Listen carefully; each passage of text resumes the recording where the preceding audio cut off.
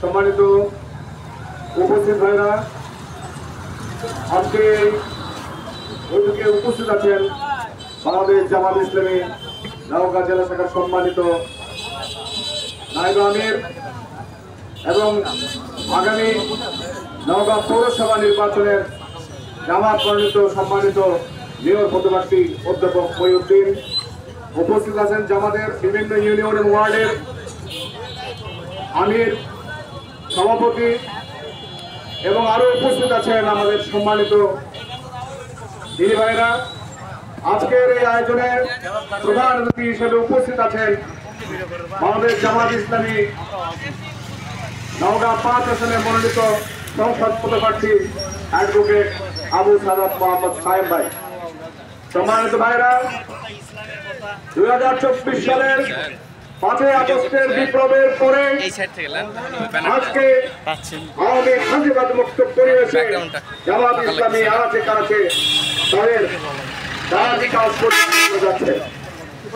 আপনারা ইতিমধ্যে লক্ষ্য করেছেন 5ই আগস্টের যে বিপ্লবের যে চেতনা আমরা মনে করেছিলাম দেশ সুশৃঙ্খল ভাবে চলবে, মানুষ ব্যবসা বাণিজ্য করবে, শান্তিপূর্ণভাবে তাদের আয় উপার্জন করবে, কিন্তু আমরা দেখতে পেলাম কি ঠিক তার উল্টো। যেখানে সেখানে চাঁদাবাজি, রাজধানী, খুন খারাপি, ডাকাতি, অগ্নিসংযোগ বিভিন্ন জায়গায় চলছে। আপনারা খেয়াল করেছেন গতকাল এবং আজকেও বিভিন্ন জায়গায় অগ্নিসংযোগ হয়েছে। ষড়যন্ত্র থেমে নাই। তাই দেশের এই অস্থিতিশীল পরিস্থিতিতে একমাত্র জামাত ইসলামী আশার আলো জাগাচ্ছে। আপনারা খেয়াল করে দেখেছেন আনাচে কানাচে সব জায়গায় আজকে রব পড়েছে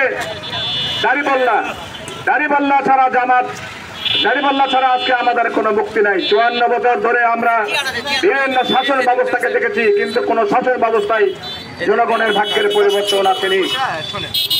তাই জনগণের ভাগ্যের পরিবর্তন করতে হলে ন্যায় এবং ইনসাফ ভিত্তিক রাষ্ট্র ব্যবস্থার কোনো বিকল্প নাই। তাই আসুন জামাত ইসলামী মনোনীত প্রার্থী আবু সাদেত মোহাম্মদ সায়েম ভাইকে নওগাঁ 5 আসনে জামাত ইসলামী মনোনয়ন দিয়েছে, সেই মনোনয়নে আমরা সকলে সাড়া দেবো ইনশাআল্লাহ। সম্মানিত ভাইরা, জামাত ইসলামী ঘোষিত 5 দফা কর্মসূচিতে যে বিশেষ একটা কর্মসূচি নিয়েছে সেটা পিআর পদ্ধতি। এই পিআর পদ্ধতি যদি চালু হয় তাহলে আপনার আমার উপর দিয়ে কোনো এমপি প্রার্থী অথবা কোনো নেতা খবরদারি করতে পারবে না। জামাত ইসলামী 1990 সালে কেয়ারটেকার গভর্নমেন্টের যখন যে ফর্মুলা দিয়েছিল তখন বাংলাদেশের একটি বৃহৎ দল সেটা বিরোধিতা করেছিল, কিন্তু আমরা কি দেখতে পেলাম, ওই দলই আবার ওই কেয়ারটেকার গভর্নমেন্ট ফিরিয়ে আনার জন্য আন্দোলন করেছে। জামাত ইসলামী আজকে যে পিআর পদ্ধতির ফর্মুলা দিয়েছে, আমরা আশা করছি আগামীতে এই পিআর পদ্ধতি হবে সর্বশ্রেষ্ঠ পদ্ধতি, এই পদ্ধতির কোনো বিকল্প থাকবে না।